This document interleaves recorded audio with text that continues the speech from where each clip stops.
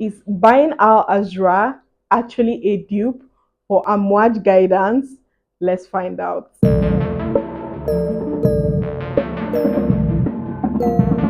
Hi guys, welcome back to my YouTube channel. My name is Bella and this is Bella's Perfume Diaries.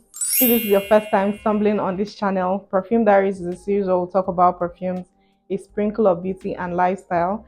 So if this is the kind of content you like, please click that subscribe button and join the family. And if you're a returning subscriber, welcome back. Thank you for tuning in once again. On today's episode, I'm going to be talking about a supposedly dupe for one of my best perfumes ever. You guys know I will always want to have an affordable version of my faves so I can spray them as much as I want. I'm sure you guys can already tell from the title. The fragrance I'll be talking about is Bayn Asrar from Paris Corner, and this fragrance has been compared to one of my faves, Amouage guidance. So on this episode, I'm going to be comparing these two fragrances to tell you if they actually smell alike or not. So I'm going to start with what this fragrance smells like. But before we get into that, let's see what the packaging looks like. So this is what the packaging of Bayn Asrar looks like. I love this packaging concept. It comes looking like a book, like a beautiful book in this pink colored packaging with the gold details as well. So you open up the fragrance like this. You have the Bayn Asrar, the logo up here, and prologue, the storyline of the fragrance. It opens to more story of the fragrance. This fragrance has a lot of story to tell, and then you finally open it up. You see the fragrance sitting beautifully inside this packaging. So this is the packaging. The back, Bayn Asrar in between the stars, unveiling fragrance chapters one note at a time. So this fragrance is an Oud de Parfum 80 ml 2.7 fluid ounce. Let's come to this bottle. I really don't know how I feel about this bottle. I love the fact that the juice is pink, but I don't really understand the concept of the shape of the bottle. Let me know in the comment section if you love this bottle. I actually love the design of the cap. It's like this gold metallic cap, which I love, and the bottle is transparent, kind of frosted with the pink juice inside. Bayn Asrar from Paris Corner. I love the fact that they put the notes in this packaging. So the top notes of this fragrance are nashi pear, pink pepper, and olibanum. Middle notes are saffron, jasmine sambac, taif rose, and hazelnut, while the base notes are sandalwood, vanilla, amber, and musk. Quite sophisticated notes in this one. So this is what the atomizer looks like. Now, this fragrance opens with a beautiful, fresh, watery rose. The opening of this fragrance is so gorgeous. It just transports you to a garden full of wet roses. Very early in the morning, when the morning dew has just fallen on these flowers and they are blossoming, and then you get a little bit of spiciness, which is probably coming from the pink pepper, because the spiciness in this fragrance smells kind of feminine. And then you get a heavy dose of olibanum. I recently noticed that olibanum gives fragrances this metallic feel in the fragrance, or greenness. The olibanum in this fragrance gives it this metallic sense to it. In the mid, when this fragrance starts to settle, you get the saffron, which gives it this airiness, and then some jasmine, which adds like a floral touch to this fragrance and makes it very feminine. Then it starts to dry down thick with something that smells like heavy plum. You know, plum gives fragrances like this thickness, but plum is not listed in this fragrance. But there is sandalwood and vanilla in the dry down, which I guess is what is giving it that creamy, thick powderiness. I love the fact that this fragrance is not linear, so it transforms at every stage. So the top notes smells differently, the middle notes smells differently, and it dries down completely different. So what you smell at the top with this fragrance might not necessarily be the same thing you smell at the base. It will be like you sprayed like 3 different fragrances at once. At the top, you get this fresh, watery, spicy rose. In the mid, you start to get these airy florals.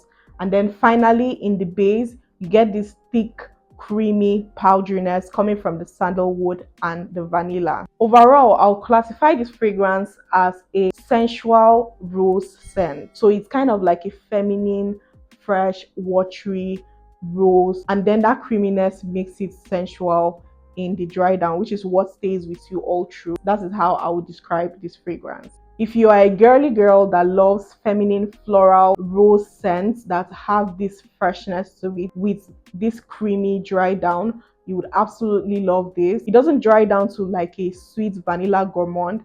It comes more like sandalwood, like this powdery, creamy sandalwood in the dry down, but it is still, to me, leaning more feminine than masculine. Also, I have to add that the longevity of this fragrance is not so great. To me, it gives you medium projection with minimum of 5 hours longevity. So that's Bayn Al Azra from Paris Corner. Now let me talk about guidance from Amouage, and then I'll do a comparison for you guys.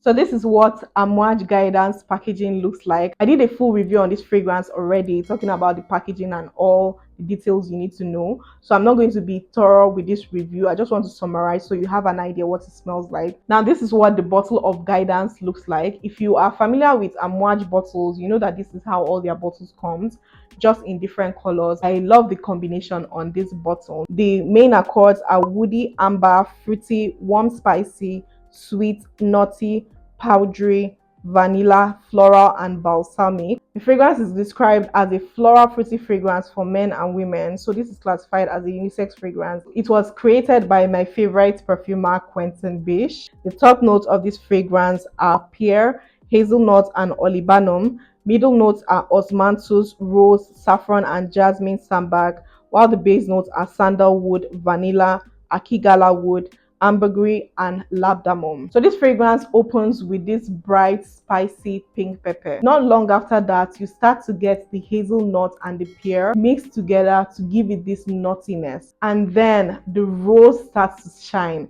The rose in this fragrance smells very sophisticated, it smells very rich, and then the olibanum comes in to give it this greenness. So that greenness adds with the roses to make it like this freshly cut rose from the garden. That combination is so gorgeous. The best part of this fragrance is when the patchouli comes in. It comes in as this very rich patchouli scent that gives it a little bit of earthiness. All those notes follows it through and mixes into the fragrance to create this beauty. This fragrance takes us through a beautiful journey of sexiness, femininity, and richness. The sexiness comes from that nuttiness, the hazelnut and the pear mixed together. The femininity comes from that beautiful rose with the spiciness, and then the richness comes from that earthiness from the patchouli. What you are now left with in that dry down is this gorgeous green rose with some nuttiness and patchouli. That sums up guidance from Amouage. Now, is Bayn Al Azra actually a dupe for Amouage guidance? Let's find out. So comparing the packaging, it was quite obvious that these people were really trying so hard to dupe guidance by Amouage. The packaging is very similar, even though this ones became creative with theirs, which I really love. I just love the color, the concept, everything about this packaging. If you compare them together, you'll see that it's obvious these people were trying to dupe Amouage guidance. Like, it was intentional. To me and my nose, the only similarities between Bayn Al Azra and guidance from Amouage is in the top. And the two things at the top that makes these two fragrances similar is that olibanum and rose. So the spicy rose in this fragrance and the green metallic scent from the olibanum is kind of similar to what is in guidance by Amouage. But after that, Bayn Al Azra doesn't hold up to that guidance DNA. It takes a completely different turn. But then, even at that, the similarities between these two fragrances feels like a stripped version of guidance. It feels like guidance was stripped from all its richness to create Bayn Al Azra. So you don't get that nuttiness as much that you get here in this one. You don't get the patchouli in this one at all. I don't smell any atom of patchouli, and the rose in this one is fresher and more watery than in this one. This fragrance is like 1% of guidance. They really tried to get there, but they were not able to get there. But still, I would give Paris Corner their props because it is not easy to get this DNA. Because when you smell this fragrance, you will know that this fragrance is a work of art. It's something that somebody puts his blood and his soul into to create, because it is very unique. It is not anything you have smelled before, and it is very complex to the point where you know that they put a lot of effort into it. I give it to Paris Corner a little bit for trying to get there. They tried with the top. If only they were able to live up, like with the top, maybe they added like some patchouli and maybe a little bit more nuttiness, they would have kind of been able to get this. And if they were able to sustain that top maybe to the mid and the base, maybe they would have been able to get this. A lot of people say that this is like an EDT of Amouage guidance. I would not even say this even lives up to being an EDT of Amouage guidance, because that top is just the only thing that is similar to this. It just dries down completely different. The mid is completely different, the base is completely different. So you know that when you spray a fragrance, what stays with you the longest is the dry down, and the dry down is not guidance at all. So maybe when you spray it at first, somebody would kind of see similarities, but when you go about your day and this fragrance dries down, nobody would ever think that it's Amouage guidance that you're wearing, because that DNA at the top has kind of dissipated. If you still want to know what this fragrance smells like, I feel you should try it. Regardless of me even comparing this fragrance to Amouage guidance, it is a beautiful scent. It's a beautiful rose scent. Still an amazing scent. Still a beautiful scent if you're looking for a beautiful rose Middle Eastern fragrance that doesn't have any atom of wood, that is fresh and girly, feminine, just classy and a little bit sophisticated.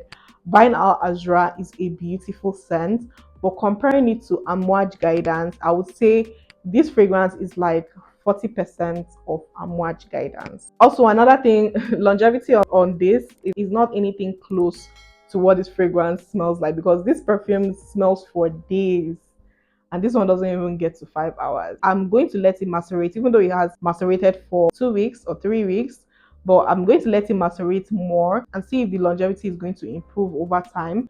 Even though the period when I was testing this out and wearing it, I got one compliment. So that stands for something, right? So this fragrance is not all that bad, but if you're comparing it to Amouage guidance, it just doesn't really live up in my opinion. So that's my thoughts on Bayn Asrar in comparison to Guidance by Amouage. Have you tried these two fragrances? Let me know your thoughts in the comment section. Would you love to try these fragrances? Let me know in the comment section as well. Which Arabian dupe are you currently loving? Let me know in the comment section. If you want me to test out anyone at all, maybe you've heard about one and you want me to try them and compare them with the actual fragrances, let me know in the comment section. You guys know I would always tell you the honest truth. Like, I'll be 100% real with you guys. Unfortunately, we've come to the end of this episode. Don't forget to like this video, subscribe to this channel if you haven't, drop your sense of the day in the comment section. I would love to connect with you in the comment section. Thank you guys for tuning to Bella's Perfume Diaries. I'll be seeing you on my next episode. Bye.